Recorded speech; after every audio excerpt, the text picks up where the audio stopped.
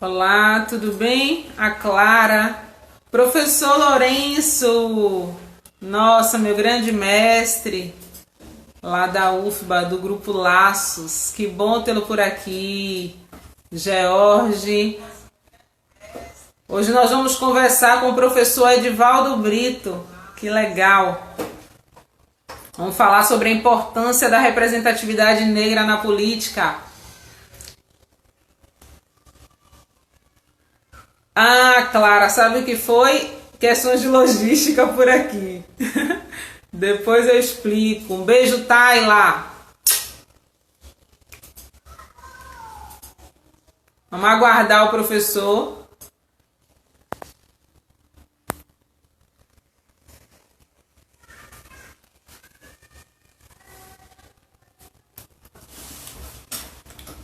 Quer chamar ele?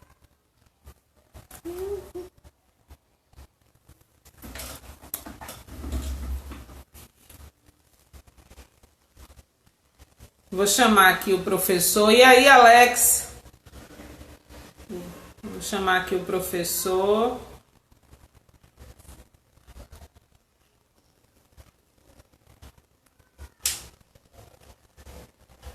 Olha, já foi. Oi, professor! Saudações!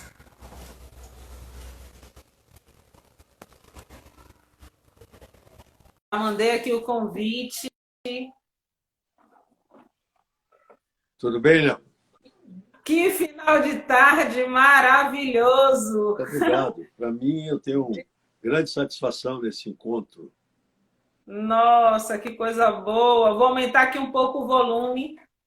Aumenta aqui, por favor, o volume. Vini. Maravilha! Está ouvindo agora? Professor, é uma honra enorme estar nesse bate-papo com o senhor, que é uma figura, eu considero uma figura que representa muito bem os baianos. Eu costumo muito dizer isso, pela figura que és, não só no âmbito jurídico, mas na política e na área social também. Isso, eu me sinto muito representada e muito feliz em estar aqui hoje dialogando sobre um assunto de tamanha importância. Minha turma, nós estamos hoje aqui com o professor Edivaldo Brito, vereador da cidade do Salvador, já foi prefeito também dessa mesma cidade, um grande nome na advocacia tributarista. E eu confesso, viu, professor, era uma estudante assim um pouco deficiente, muito embora economista, em direito tributário, viu? Mas estudei muito pelos seus ensinamentos. E, além disso, um grande jurista, e nós bebemos muito do conhecimento do professor, que tenho acompanhado, está com um projeto aí, eu considero até um projeto social, trazendo conhecimento na área de direito tributário, tenho acompanhado aí de forma gratuita, então temos que acompanha aí, viu, turma?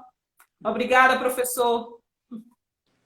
Nelmo, muito obrigado por me dar essa oportunidade de um diálogo tão proveitoso com uma professora, uma colega que está se voltando para uma causa profundamente justa. E quando você diz, me permita chamá-la de você, quando você Claro. diz que, apesar de economista e ter formação jurídica, portanto, tem não tem esse domínio sobre direito tributário, isso é comum no Brasil, porque você imagine, nós que estamos nessas 24, 48 horas ouvindo as autoridades fazendárias do país a falarem de uma reforma que não é tributária, é uma reforma apenas da distribuição dos recursos tributários entre as entidades políticas do país, quer dizer, a União, os estados, os municípios e o Distrito Federal. Nós que estamos vendo isso, estamos sentindo que eles não estão falando as coisas que nós necessitamos e temos o direito de ouvir. Então, falam em números, falam em tudo isso e esquecem do mais importante, que é a capacidade contributiva. Essa é a razão de voltar ao tema que você se referiu no começo, de estarmos, desde sábado passado, 1º de agosto, fazendo um curso popular de tributação. Porque, se não for popular, aí as pessoas fogem, porque é uma linguagem tão hermética, tão fechada, não é? Que as pessoas não penetram. Graças a Deus, para você ter uma pequena ideia, nós tivemos permanentemente na live de sábado 90 pessoas sem sair, fora as que saíram e entraram. E ainda assim, nós falamos uma linguagem, dissemos tudo numa linguagem muito palatável. Sábado, agora, dia 8, nós vamos ter outra live. Sim. E assim sucessivamente até completarmos 5. E aí nós vamos falar do imposto. Porque hoje você vê, as pessoas estão carecendo de uma compreensão do poder público. As pessoas não fecharam seus negócios porque quiseram. As pessoas não se recolheram às suas casas porque quiseram. Elas fizeram isso em nome de um princípio constitucional que é do bem-estar social. E todos nós queremos esse bem-estar social e não individual. Se eu sabia que eu contaminaria outras pessoas, melhor que eu me recolhesse em casa. Mas quem recolheu em casa? Quem podia ou quem recolheu em casa? Quem não podia não se recolheu. E aí é que essa live nossa de hoje vai ser importante, que nós vamos tratar de um assunto muito, muito, muito relevante, que é saber esta população, este segmento da população que está à margem de todos os bens materiais e até imateriais. Esse segmento da população poderia ficar em casa, por hipótese, e esse segmento que ficou em casa sem poder, ou às vezes alguns podendo, mas sem receber a remuneração, sem receber o dinheiro que lhe mantinha, pode pagar, por exemplo, o imposto complicado que é o IPTU, que incide sobre a casa das pessoas. Não importa que as pessoas tenham ou não tenham dinheiro, porque quando incide sobre a transação comercial, sobre a prestação de serviço, aí sem problema, porque nós aí sabemos que, na realidade, o que está acontecendo é uma pessoa que não teve o dinheiro agora, mas tem amanhã. Mas quem ficou em casa sem ter? Paga o IPTU como? Então, começamos já a nossa live por uma provocação maravilhosa sua, por esse caminho, entendeu? Por esse caminho. Não, é fantástico esse trabalho. Eu tenho acompanhado e tenho dito às pessoas que realmente têm dificuldade, principalmente nessa linguagem, né, que é uma linguagem muito específica. E eu acho que é uma iniciativa muito feliz, tanto como tantas outras que o senhor costuma ter. Dentro disso, doutor, nós aqui conversando sobre a importância da representatividade do negro na política, eu conversava em uma outra live, gostaria de dar continuidade com o senhor nesse aspecto, da importância da educação, dessa educação que o senhor exatamente está falando, dessa educação basilar, para que o negro chegue, sim, nos espaços de poder, sim, chegue na política, mas com um arcabouço, com uma preparação, uma base, não só de experiência de vida, mas com uma tecnicidade aí muito importante para lidar com assuntos técnicos que ele vai encontrar, como vereador, como um governador, como um prefeito. Estou certa, doutor? Está certíssima. Eu vi uma imagem sua pelas redes sociais na estátua de Zumbi, na Praça da Sé. Foi uma imagem que me cativou, né? Como se você dissesse ao resto do mundo que precisava conhecer aquele representado naquela estátua que os detratores da negritude resolvem a cada dia, né, tentar dizer que foi não um herói, mas um vilão. Essa questão me perturba muito, porque nós precisamos cultuar os nossos heróis. E ele foi o nosso herói. Nós sabemos que quando nos tiraram, eu digo no plural, que agora estou falando majestático, mas é um plural que me inclui sim. Eu digo nós, porque quando pegaram meus avós, que até eles, eu tenho certeza que foram alcançados, e deram a eles, não é, uma libertação naquele fatídico 13 de maio, não lhes deram um instrumental para a sobrevivência. E eles começaram a habitar as margens da cidade, os lugares onde não havia ainda saneamento básico, quanto mais condições de habitabilidade. Começaram a ficar nesses lugares onde os governos nunca chegaram lá com os serviços públicos. As escolas não têm qualidade, não é? Nem qualidade material, nem qualidade do tipo de ensino. Não pelo recurso humano que está lá, que todo professor é igual em qualquer lugar, é um abnegado, é um herói que transmite tudo que armazena dos seus conhecimentos para os outros. Não é disso que eu falo. Eu falo qualidade de instrumental para que esse professor possa transmitir as lições que ele tem para fazer. Agora você está vendo nesse ensino à distância, muitas pessoas de certas classes sociais não tiveram dificuldades, porque elas tiveram equipamentos, não é, para isso, compraram seus computadores, tiveram energia elétrica fornecida, não tiveram necessidade de cortar o fornecimento da energia que recebe, nada disso. Então, essas pessoas não sofreram nada. Faça ensino à distância com essas pessoas que nós dois estamos falando. Então, se há de perguntar, como você então chegou até aí?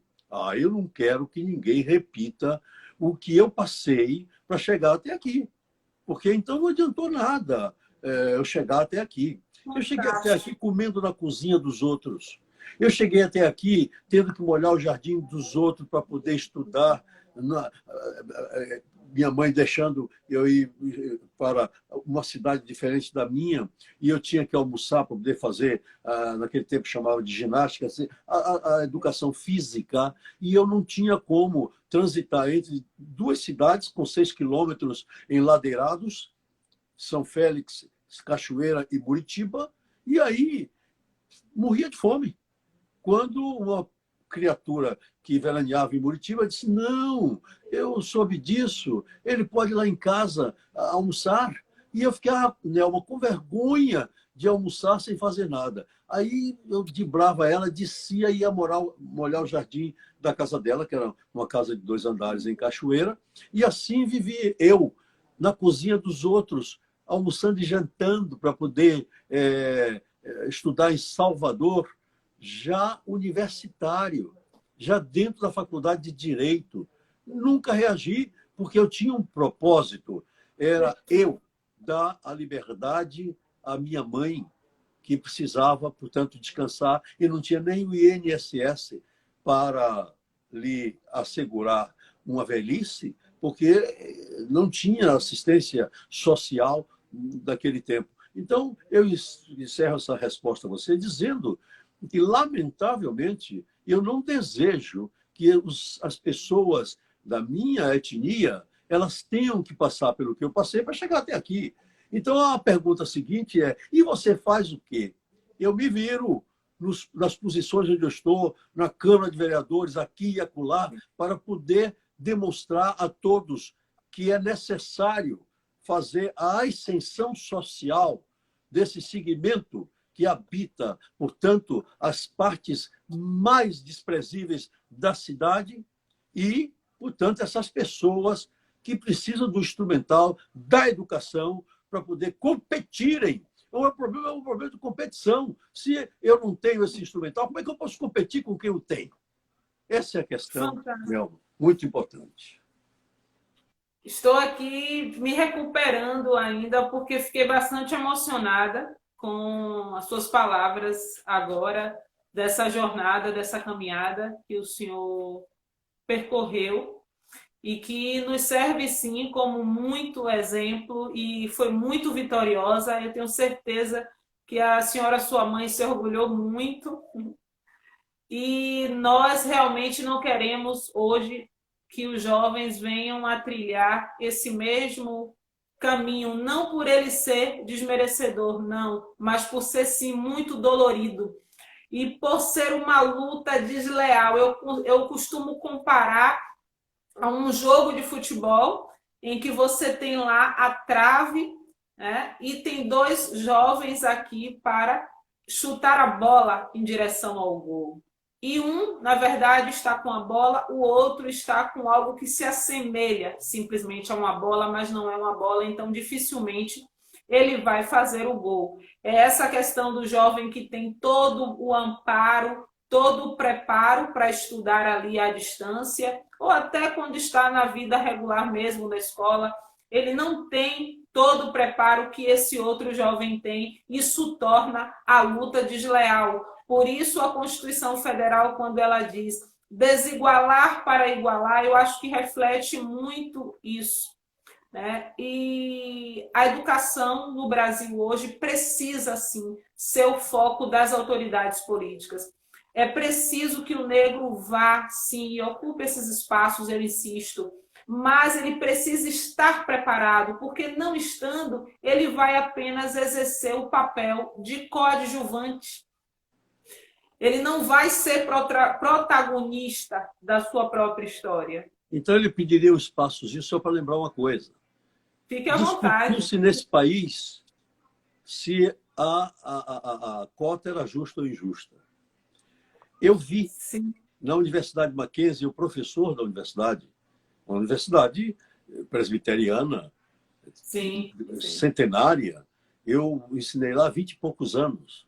Então, a nata da cidade de São Paulo, do estado de São Paulo, estuda no Mackenzie. Uma escola de primeiríssima qualidade e uma escola confessional. Pois bem, aberta essa questão das cotas, foram colocados alguns alunos lá dentro pela cota. Um certo dia, eu era um professor extremamente rigoroso no trato da disciplina que eu lecionava, contudo, afável no contato com todos eles. E saio da sala ao meio-dia, quando vou descendo as escadas do prédio, encontro um senhor, seguramente de uns 50 para 60 anos, não era menos de que 60 anos, não era mais ou menos essa faixa etária. Na escada, as lágrimas nos olhos, Nelma.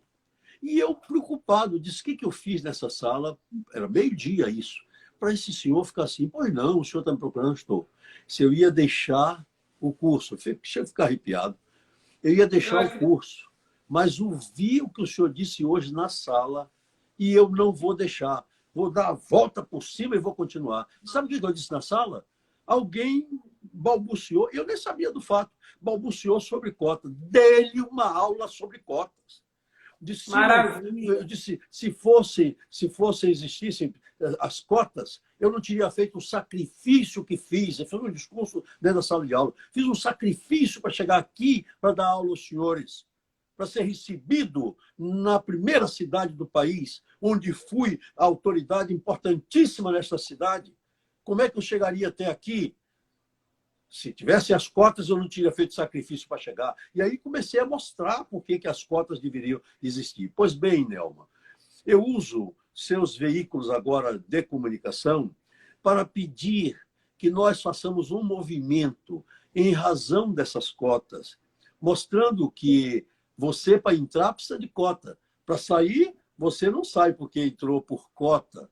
Você sai na competição porque estudou. Se é assim, vamos aplaudir a cota, vamos ajudar a quem entrou pelas cotas lá dentro a buscar arrimo para manter a qualidade do seu aprendizado em razão dos seus competidores. E vamos lembrar que estamos próximos, mas muito próximos, de ferir o prazo para que acabe a permissão das cotas. Não vamos deixar, Nelma, que aconteça o que ocorreu agora com o Fundeb, que eu, nessa faixa etária, fui para as lives e para as redes sociais quase em prantos, implorar que a sociedade se juntasse toda para assegurar o Fundeb, que mantém as creches comunitárias de filhos de operários, que são 112, Nelma, que eu cuido, o meu mandato cuida dessas creches, com atenção jurídica, com atenção contábil, com tudo isso. Então, é preciso que nesta cidade, todos nós saibamos que existem esses guetos e que eles precisam deixar de existir. As cotas, não vamos esperar que aconteça como aconteceu com o Fundeb. E como eu tenho um filho, deputado federal, o deputado Antônio Brito, a primeira vítima minha é ele, porque eu vou em cima dele e dizer assim, meu filho, lembre-se do seu pai. Seu pai chegou até aqui com todas as dificuldades que você não as experimentou, mas não vai querer que os filhos dos outros experimentem. Portanto, Nelma, usa tuas lives, teu canal, para chamar atenção para essas cotas, pelo amor de Deus, para não acontecer como aconteceu com o Fundeb há poucos dias, que o governo federal quase deixa que o Fundeb deixasse de existir, e graças a Deus uma professora, a relatora, e jogou dentro do texto da Constituição. Eu quero ver agora o Fundeb sair. Ele hoje é norma constitucional da parte permanente da nossa Constituição. Que maravilha. Professor, acho que hoje o senhor fez um desafio aí para me deixar emocionada, viu? Estou bastante emocionada com suas palavras. Estão todos aqui comentando, que história maravilhosa, que homem de luta. As pessoas estão aqui, bastante comentários.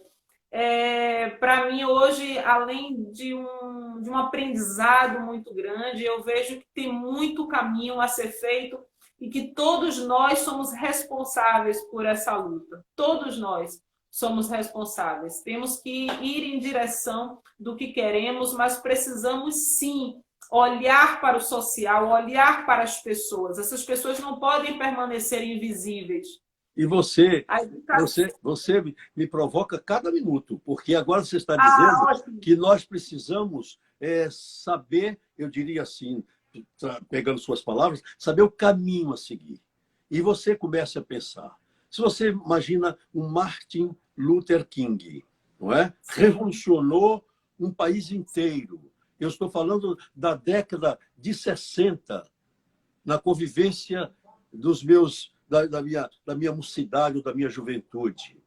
Eu estou falando de um Kennedy, John Kennedy, assassinado por causa de tudo isso. Eu estou falando de um Mandela, que foi encarcerado 27 anos. Eu estou falando de um John Liu, que faleceu no dia 18 do mês de julho. Eu estou falando desses heróis. Eles são heróis por causa de quê, Nelma? Porque eles foram para o barro do chão lutar. Dir-se-á, mas Obama foi presidente dos Estados Unidos, era um negro, e continuou alguém botando o joelho no pescoço daquele Floyd, né?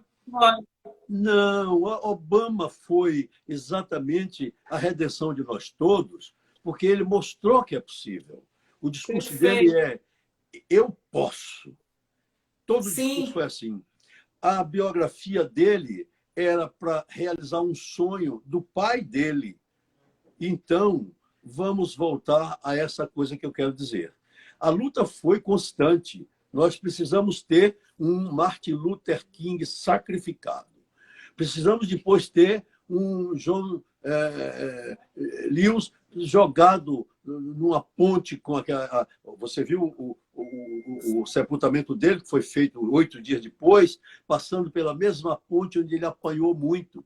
Você viu 3 ex-presidentes da República norte-americana fazendo discurso, sendo que o mais bonito foi do nosso irmão, foi de Obama. Tudo isso, o que é que eu quero dizer? Enquanto os negros brasileiros ficarmos apenas contemplativos e entre nós nos desentendendo, enquanto os negros brasileiros fizeram o que fizeram em 1985, eu, candidato a prefeito desta cidade, já tinha sido prefeito, candidato a prefeito dessa cidade, me reunia no Pelourinho com um grupo de companheiros. Fernando Conceição, um dos grandes sociólogos desta terra, descreve isso num livro, porque ele participou desses episódios. Nós todos juntos fomos dispersados. E, ao sermos dispersados, perdemos a oportunidade de termos um governador negro, primeiro da Bahia, porque todo o trabalho de André Nascimento, que com os recursos próprios criou um jornal nesta cidade chamado Afro-Brasil. Essas coisas precisam ser contadas. Um companheiro, não conhecia André Nascimento, ele nunca me viu, ele pegou os recursos próprios, criou um jornal, sustentou minha candidatura a governador da Bahia. Ela não foi até as castanhas, como nós dizemos, não foi até os cajus. É uma coisa que não vai até o verão. Lá em Muritiba, a gente dizia assim, não foi aos cajus. E não foi aos cajus por quê? Porque os negros não tivemos consciência daquilo. Naquele momento, é preciso chamar atenção histórica para essas coisas. Estava aqui já prevalecendo o movimento negro unificado, o MNU, mas tinha um viés ideológico. E esse viés ideológico passava para um certo lado que não tem a ver com o negro. A ideologia do negro é a sua exceção. Se quem quer que seja, de qualquer dos lados, de qualquer das formulações ideológico-políticas, quem quer que seja, esteja fazendo essa ascensão social, palmas para ele que ele merece. Mas não é nos dividirem. Eles nos dividem tranquilamente, porque sabem que nós unidos venceremos. Você imagine, vamos repetir, um negro prefeito da cidade mais negra do país em 500 anos. Um negro candidato a senador da República em 2010 ficou no 4º lugar. Qual o negro que se aventurou a ser candidato a governador da Bahia? Então, é preciso que nós passemos isso para o negro. Acorde, veja o que é que está acontecendo. Não se divida, se una. Esqueça ideologia e partido político. Sua ideologia é a ascensão do negro. Seu partido é a ascensão do negro. Pense em você, pense em sua mãe, pense se eu não pensasse em Dona Edith, uma lavadeira de roupas, e meu pai um pedreiro, eu não teria chegado onde cheguei, porque eu só queria, era a minha ascensão social para poder dar a ascensão de Edith e de João. Isso é que interessa. Mas era um projeto individual, Nelma. Por isso, depois que eu tive essa ascensão, do ponto de vista econômico também, isso agora chega. O que eu ganhei já dá para viver. Eu vou me dedicar. Qual é o caminho mais curto? Ser vereador. Porque eu não consegui ser senador, não consegui ser nada disso, vou ser vereador. E qual é a importância de ser vereador? É a posição mais importante dos cargos políticos, dos mandatos, é o de vereador. Agora você está vendo aí. Hoje foi anunciado pelo prefeito da capital uma abertura pequena do que eu estou pleiteando desde março, que é o achaque tributário. Ainda assim, eu agradeço a ele, porque ele não atendeu nem a 10% do que eu pretendi, e os meus projetos estão lá dentro da Câmara, sem andarem. E não andam por quê? Porque as pessoas que estão lá não são todas negras ou pobres. Você está entendendo? E tem no retrato, no modelo do chefe do executivo, que nem é negro, nem é pobre, aquilo que pode ser a impressão do necessário. E me permita que eu alonguei muito a resposta, mas um dedinho. Nesse caso de 1985, eu tinha um assessor branco e ele tinha sua empregada negra. Chegou lá um dia, disse, olha, nós temos um candidato, é meu professor e tal, meu chefe é a prefeito de Salvador. Aí ela, perfeito, vou vender, vamos votar nele, senhor. O senhor pode ficar tranquilo. Aí saiu aquele santinho, que é aquele retrato do candidato. E ele chega lá um dia e diz, fulana, nosso candidato, está aqui, o número dele e tal. Ela olhou para um lado, olhou para o outro da foto, olhou para ele, tornou a olhar para um lado, olhar para o outro, para a foto, olhou para ele e disse, seu fulano, o senhor me perdoe. Ele disse o que é. Não voto, não. Você não vota no candidato nosso aqui de casa? Não voto no senhor. Por que você não vota? seu fulano, ele é neguinho como eu. Se ele é neguinho, o que, que ele vai fazer lá? Ele não sabe nada. Vai fazer o quê? Quer dizer, uma cultura do branqueamento que botou na cabeça do próprio negro que ele é incapaz. Negro, acorda! Tu é bonito. Negro, acorda, tu é capaz. Negro, acorda, tu é inteligente. Negro, acorda, tu é capaz de ser culto. Negro, você pode competir. Faça como Edivaldo Brito, que saiu da Bahia levando o nome da terra, com a responsabilidade de ser baiano, para competir em São Paulo em igualdade de condições com todos os juristas que tem lá e que foram formados com aulas de inglês, de francês, de grego, de alemão, do diabo que os carrega a todos para as profundas do inferno. E eu, com Deus e com os deuses da Bahia, mostrei que é capaz um negro ter conscientização de si, a partir da questão do modelo que não é o modelo que se apresenta de estética, de beleza, de moda, não é? E a gente fica sucumbido. Às vezes você pergunta assim, e fica mesmo? Fica. Eu me lembro, não é? Como eu tinha uma namorada, uma mulher que tentava ser minha namorada, e eu não conseguia nem sentar junto dela, porque entendia que aquela mulher bonita, no conceito que nós tínhamos naquele tempo, do modelo de beleza, não podia pensar num negro feio, não é? Um negro assim, o assado. Isto é um problema. Eu quero que cada negro tenha autoestima e que entenda isso que eu estou dizendo. É um homem que já passou por esse mundo em várias situações. Já apertei mão de rei, de rainha. Já fui professor na universidade mais importante do mundo, que é Bolonha. Já ensinei, já examinei doutorado lá. Então, é possível o negro fazer isso? É, eu fiz. E eu quero que todo mundo tenha meu exemplo, não para repetir as mazelas da minha vida, mas para repetir as glórias da minha vida, que não são, portanto, glórias no sentido de orgulho, glórias no sentido de ufania boa, se é possível dizer isso. Glória no sentido de ascensão social, para transmitir aos outros que isso é possível. Obama, eu posso, você pode. Que fantástico! As pessoas estão comentando aqui da emoção, do exemplo que o senhor está dando aqui com essa fala. Eu vou aproveitar um gancho do comentário que o senhor fez, mostrando para as pessoas de que é possível, de que nós podemos chegar lá. Eu tive algumas experiências fora do Brasil e aqui no Brasil também, e quando me via apenas eu como mulher, como negra, que também já é um quê a mais, a questão de ser mulher, negra ali no meio de vários juristas, e eu ficava no centro, nas fotos, como um ponto negro, enquanto todos os demais eram brancos.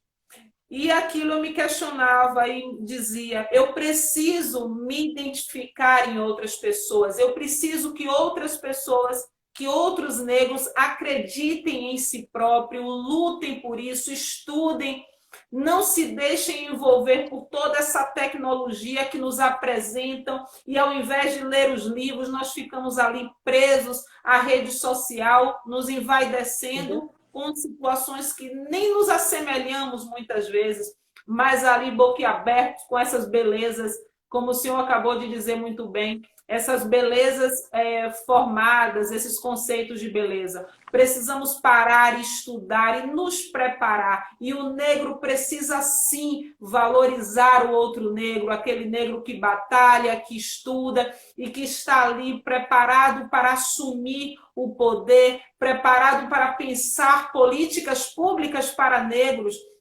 No entanto, o negro não reconhece esse negro e ele vota em outro branco para pensar políticas públicas para ele. Precisamos nos unir, precisamos nos abraçar. Veja, eu até acho que pode ser branco. Eu não estou aqui defendendo que só o negro possa defender os direitos do negro. Eu até acho isso. Mas também é preciso que esse branco entre na nossa. como os brancos dos Estados Unidos agora entraram na nossa, quando viram um joelho no pescoço de Floyd e viram que aquilo era um ser humano que estava ali jogado. E eu vi uma inscrição aí na nossa live em que você dizia que vivemos tempos nefastos, onde youtubers instituíram a pandemia de vídeos que dia e noite catequizam pessoas, inclusive negros e pobres, para se voltarem contra a justiça social e a igualdade. Não é isso, não. Quem disse isso não entendeu que nós dois estamos dialogando. Quem disse isso deve estar confortabilíssimo na sua condição de dominador. O que eu estou dizendo não é isto, meu amigo ou minha amiga que escreveu isso na nossa live. O que eu estou dizendo é que você não pode passar o que eu passei, comendo na cozinha dos outros, passando fome, comendo às vezes uma vez só por dia. E quando Deus ajudava, tomando, portanto, fiado na venda dos outros, no armazém dos outros na minha cidade, entendeu? Passando a humilhação de dizer, olha, a partir de amanhã não tem mais porque sua mãe não paga a conta. Meu amigo que disse essa injustiça, cuida de si, pede a Deus que o proteja na hora que você pensa uma desgraça dessas. Veja que você é vulnerável como eu sou vulnerável. Veja que foi um vírus, algo que eu não sei nem o tamanho, nem o tipo, nem a cor, que está nos amedrontando a todos. A mim e a você que está dizendo isso. Em vez de você, como ser humano, estar preocupado em ser solidário, em trazer para todos nós um momento de paz, está procurando a cisânia nessa frase que acabou de dizer. Eu não sou, nem a professora Nelma, aqui usando pandemia de situações para fazer divisões. Nós estamos tentando, ao contrário, unir e dizer aos negros que é por causa dessas e outras que nós estamos vivos ainda. E seja lá meu amigo que escreveu, ou minha amiga que escreveu isso, seja lá qual for a sua opinião, qual for a sua ação, Edivaldo Brito continuará honrando a memória de Dona Edith, que lhe fez, portanto, pensar em ser solidário. Seja solidário, meu amigo, em vez de estar escrevendo bobagem como essa. Desculpe que eu tenha feito isso, que deve ser um seguidor seu, e eu não tive jeito, tive que falar isso. Está correto. Quem foi, Vinícius? Humberto. Não, parece que alguém aí que entrou na nossa live e fez esse comentário. É lamentável, realmente, doutor, e suas palavras eu acredito que foram suficientes para que essa pessoa acorde, mas certamente nós vamos encontrar pelo caminho tantas situações similares, mas temos que estar com foco, como o senhor esteve lá no início. Nós precisamos estar com o nosso foco e não nos distrairmos com esses questionamentos ou com essas falas. Temos que saber o que precisamos buscar, temos que estar unidos sim, sejamos negros, brancos, mas temos que estar unidos em prol da melhora da nossa sociedade, da melhora do ser humano. Porque não adianta você imaginar, eu próprio disse isso há pouco, eu disse, pode não ser o próprio negro que seja quem vá ter a caneta na mão, pode ser um branco. O que nós queremos é que alguém esteja junto conosco nesse trabalho. Subjetivamente, o negro, mais do que um branco, ele deve estar junto conosco. Mas quantos brancos quiserem estarem conosco, venham. Nós precisamos. Os meus votos, por exemplo, para todos os postos eletivos que eu fui, não foram dados só por negros, foram dados também por brancos, aos quais eu agradeço todo dia. Eu convivo com todos. Eu apenas estou chamando a atenção de que nós precisamos voltar às políticas públicas para esses negros, não como uma forma de segregação, de separação, mas, ao contrário, como uma forma de agregá-los e trazê-los. Porque imagine você, Nelma, que é tão importante nós agregarmos, porque você que é economista sabe disto, a economia só prospera se estivermos todos juntos trabalhando para produzirmos em favor de todos. Então, não pode haver segmentarização. Doutor, ele fez aqui uma correção, pediu desculpas, colocou aqui, professor, pelo amor de Deus, não falei, o senhor não me entendeu, não falei da pandemia, foi apenas uma analogia. Estou falando que eles estão disseminando notícias contra a necessidade de reconhecimento do papel. Está muito confuso. Então, desculpe, meu caro, porque eu só quero, talvez você me dê uma grande oportunidade de mostrar que eu não sou demagogo. Eu podia muito bem, em vez de deixar passar essa sua palavra, que eu, desculpe, não entendi no primeiro momento, e fazer um floreio e tal, eu poderia demagogicamente fazer, mas eu não. Eu sou verdadeiro.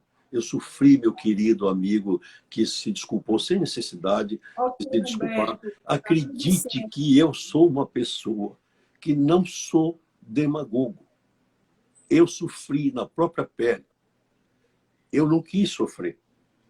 Eu não pedi para sofrer. E como cristão, no meu sofrimento, eu não blasfemei. Eu fui como Jó, tentado para blasfemar. Eu fui como Jó, tentado para negar o Senhor meu Deus. Mas eu não fiz isto.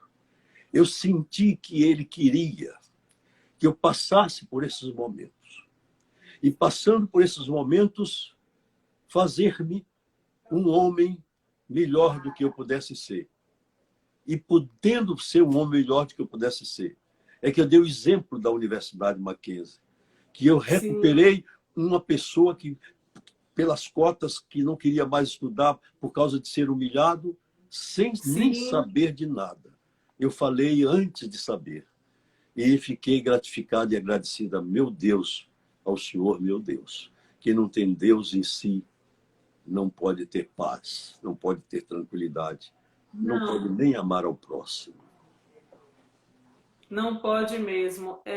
Eu estou um tanto quanto que perplexa. E olha, professor, isso é muito difícil de acontecer, mas eu vejo tanta transparência, tanta verdade, tanta segurança em suas palavras. Eu consegui vislumbrar daqui essa realidade que o senhor percorreu e que nos serve muito como exemplo, muito mesmo.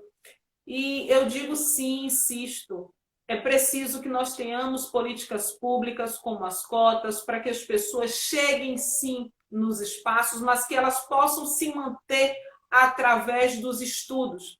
Porque, como o senhor disse, ela vai entrar pelas cotas, mas para se manter, ela vai precisar estudar, ela vai precisar se preparar. É preciso que nós tenhamos essa consciência de que só o estudo, só o preparo, só o foco vai nos levar adiante. Eu sempre tive isso muito claro na minha mente, inclusive, em razão disso, hoje ainda não tenho filhos, não constitui família, porque o meu foco sempre foi na minha carreira, nos meus estudos, sabendo que ele sim me levaria a algum lugar, me poderia fazer diferença na vida de outras pessoas. E veja, assim eu sigo... e veja, só depois que você fez tudo isso, é que você pode estar no lugar em que está aí.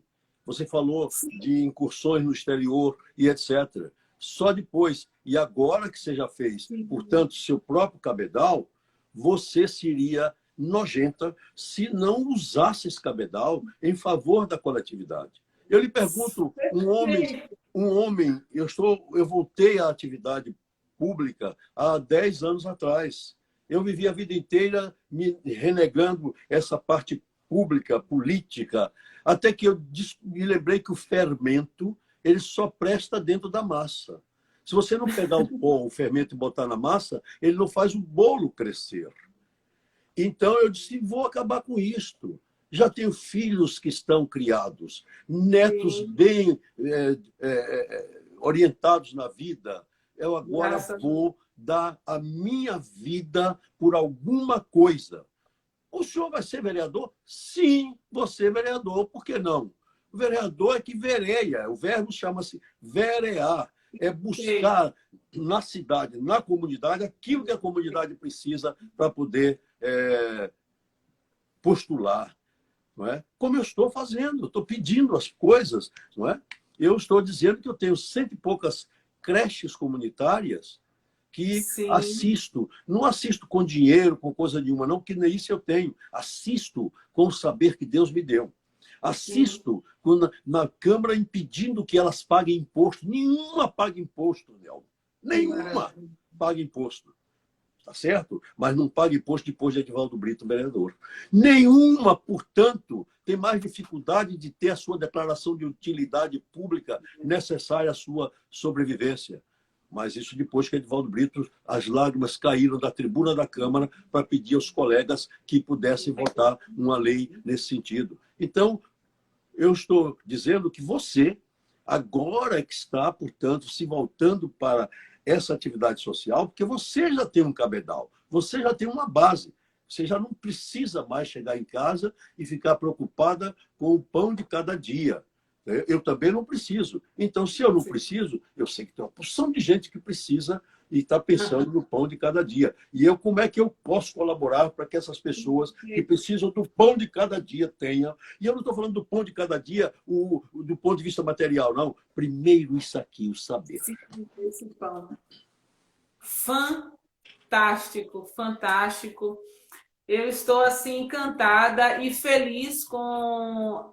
Eu acredito que só o senhor, viu, professor, para uma live às 17 horas, que é um horário assim que algumas pessoas não podem nos dar aqui a sua audiência, mas nós seguramos aqui um número de seguidores muito bom, acompanhando a nossa live, bebendo desse conhecimento, dessa experiência fantástica. E acredite, isso só me deu mais força. Espero que essas pessoas também tenham sentido o mesmo, de que o caminho é esse, o caminho é um só. A ética, eu costumo dizer que isso é ser ético. É você ter para si, mas viabilizar de alguma maneira o que você tem, o seu conhecimento, a sua capacidade para outras pessoas. É preciso que você saiba utilizar o seu dom. Se o seu dom é ensinar, vamos para um projeto, vamos desenvolver, vamos levar isso a quem não tem condições. É disso que a gente precisa.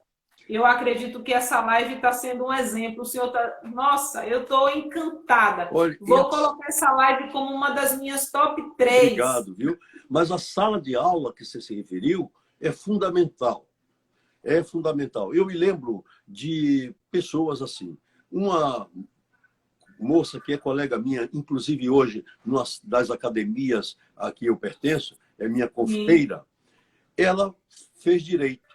E ali, o professor, muito tempo depois, ela, juíza de direito, me chamou e disse: você não pode imaginar. Eu cheguei a juíza de direito, que você me emprestou um livro que me entregou assim, se você estuda esse livro, quando você puder, você me devolve. Jesus, no céu, é testemunha de que eu não me lembrava disto. Porque eu não fiz a entrega do livro a ela para receber de volta nenhuma atenção. Até porque, como professor, como eu sou rigoroso, e sou rigoroso porque eu quero que as pessoas aprendam a disciplina que eu estou lecionando para o seu próprio cabedal futuro, eu, então, não regateio simpatias enquanto professor, não disputo para a enfia. Eu fui professor da Faculdade de Direito anos a fio, só fui para a NIF uma vez. Sou professor até hoje da Faculdade de Direito, 38 anos no curso de pós-graduação, ininterruptos até hoje, até essa data de hoje, 6 de agosto, nunca regateei simpatias, entendeu? Porque ali não é lugar, não é casa de caridade. Ali é lugar para eu transmitir o conhecimento e cobrar do aluno. Eu sempre digo, eu, ao transmitir o conhecimento, não estou lecionando nada, não estou ensinando nada. Não estou ensinando, senão a aprender a disciplina que me foi designada para transmitir os conhecimentos. Fantástico. E isso é uma lição que nós, professores, principalmente quem está começando uma jornada, precisa beber desse conhecimento, porque hoje há um certo, professor, não sei se o senhor concorda comigo, um cunho mercadológico da educação. Isso me preocupa gigantemente. Mas por culpa Então, de quem? Por culpa do Estado, que deixou ser assim. Entendeu? Minha mulher é professora de Direito sim, Civil na Universidade Católica, Reginalda Brito, e me pediu para dar uma aula no final do curso EAD de ensino à distância. E você não pode imaginar que, dentre os alunos, tem uma menina chamada Girleide, que ela me acompanha em todas as lives. Então, significa que você, quando faz isso como professor, é porque você sabe socialmente o significado de ser professor. fantástico. O professor precisa entender o seu mistério. E entender isso, que você está ali com o papel de levar aquele conhecimento, aquela informação técnica, viabilizar que o estudante também pense e crie, recrie. Isso é o papel do professor. E eu Com acho que essa certeza. ideia de mercado, ela tem dificultado muito, muito esse processo. E muitas vezes o resultado que sai ali das escolas não é tão positivo, não é tão proveitoso. Isso enfraquece a ideia de uma educação estamentada. Eu também acho. Eu estou encantada. Eu nem sei quanto tempo nós temos falando. Ainda Mas temos aqui eu acho que estamos ainda próximos temos de cair, né? isso, temos 10 Nós, minutos. de cair, não somos nós dois, não. Caímos nós dois, não. Cair a live. Né? Quantos E, minutos tem? Você chegou a apurar? Apurou como? quantos minutos? Faltam 10. Ah, então ainda temos. Ainda Né? temos tempo. Sim. Eu gostaria mais de ouvir do que falar propriamente. Eu parabenizo a nossa cidade, o nosso estado. Para mim, isso sim é ser uma celebridade. Eu costumo dizer que a palavra celebridade, ela hoje é entendida de uma forma errônea. Para mim, um senhor com esse posicionamento, essa pessoa, esse profissional que nós conhecemos, isso sim é ser uma celebridade para mim. Eu queria lhe dizer que levei a vida inteira buscando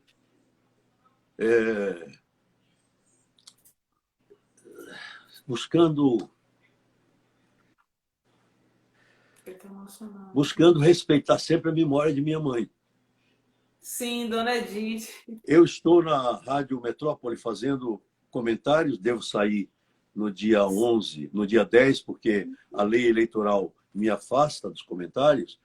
No dia 10 eu faço, por acaso, o 10º comentário, usando 10 ditados que ela me ensinou. Ela me educava pelo ditado: Edivardo, meu filho, tu estuda. Edivardo, meu filho, terra que não se estuda não se serve. Edivardo, meu filho. Então, essas coisas que eu disse, eu vou celebrizar esta mulher.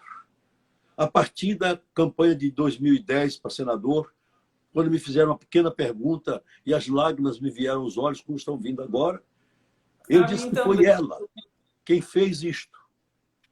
E eu não fiz de propósito, mas as luzes que ela me deu são as luzes da maior professora que alguém pode ter na vida. E eu entendi que ser professor é isto. Não é, como eu disse, ensinar aquele tema, mas é ensinar como aprender sobre aquele tema. E para que alguém aprenda, tem que ir com suas próprias mãos. Ou Sim. aquele ditado que se diz que não se entrega o peixe, mas se ensina a pescar. É tudo isso que eu estou tentando a vida inteira. E se eu conseguir, eu ficarei feliz. Como eu acho que é uma obra inacabada, que você não consegue, eu certamente, na hora que estiver morrendo, se tiver consciência de que estou falecendo, eu quero Vida olhar para longa, todos que estejam em volta e dizer assim: eu não consegui terminar a obra, continue. E a obra que a gente continua com os outros. Eu tenho amigos, eu tenho assessores, eu tenho netos, eu tenho filhos, e eles todos devem se lembrar disto. Seu avô, seu amigo, seu pai, seu companheiro, e porque um assessor meu não é meu empregado, é meu companheiro, sim. ele só quis a felicidade de todo mundo. Nelma, eu quero sua felicidade para que você continue fazendo essa obra que está fazendo. e que se lembre dos meus apelos. Cultuar o Fundeb, não deixar que caiam as cotas, mostrar a cada pessoa o que é a cota, que não é um privilégio, mas é um instrumental para que as pessoas possam ascender, não é competir. Porque competição da ideia de que as pessoas estão se atritando. Eu digo, ter ascensão. E qual é o ser humano que não quer que o outro tenha ascensão? Então não é humano, não é? Quando morre essa gente toda nessa pandemia, eu não me preocupo com o número. Me preocupo que foi mais um igual a mim, não é? Porque aquele que morreu era igualzinho a mim. Tinha pessoas que amavam aquele que morreu, tinha pessoas que queriam que ele vivesse, como tem pessoas que me amam, como tem pessoas que querem que eu viva. Já estão lembrando aqui, que maravilha, já estão lembrando aqui que tem um curso sábado, do senhor, 11 horas, correto? 11 horas, é só acessar o Instagram, professor Edivaldo Brito, uma expressão só, professor Edivaldo Brito, 11 horas, é popular a linguagem, mas chama você para a cidadania. Eu quero que você tenha uma consciência cidadã, como foi dito por Julie, numa das crônicas dela há poucos dias, louvando esse curso, diz assim, é uma consciência cidadã. É isso que eu quero que vocês tenham. Mas se vocês, no sábado, dia 8, 11 horas, estiverem comigo, vocês vão ver que é bom. Viu? Estaremos no diálogo. Ok? Estaremos. Professor, gratidão, muito feliz mesmo, muito aprendizado para mim hoje, mais um combustível para a minha caminhada, certamente. E eu gostaria de deixar aqui uma homenagem à Dona Edith e agradecer por colocar um ser maravilhoso desse que tanto tem nos representado e que tanto tem nos ensinado. E dizer também que quem é lembrado nunca morre. Então, ela está em toda a sua caminhada, todas as lives, as pessoas já conhecem. Ela Dona não Edith, pode morrer, que é mãe. Mãe não morre. Ela não pode morrer. Viu? Ela está vivinha, me orientando, viu? E estimulando, como se estivesse fisicamente presente. Perfeito. Professor, eu ficarei muito honrada se tiver oportunidade, tão logo passe esse momento de apertar a sua mão e entregar um dos livros ao qual eu fui coautora para que o senhor me dê a honra de ler alguma coisa que escrevi. Vou aguardar com ansiedade, viu? Eu vou cobrar essa promessa. Tá bom? Tá bom, professor. Meu assessor foi quem fez esse contato, nossa, o doutor Guilherme, viu? E ele se lembre disso, porque ele deve estar nos acompanhando nessa live, se lembre disso para cobrar de Nelma o livro dela. Certamente. Um beijo, professor. Beijo grande. Muito obrigado pela oportunidade. E desculpas para a pessoa que houve um mal-entendido. Não, ele ficou bem. Graças a Deus ficou tudo bem. Um abraço, minha turma, e fiquem conosco na próxima live. Beijo, professor. Muito grande.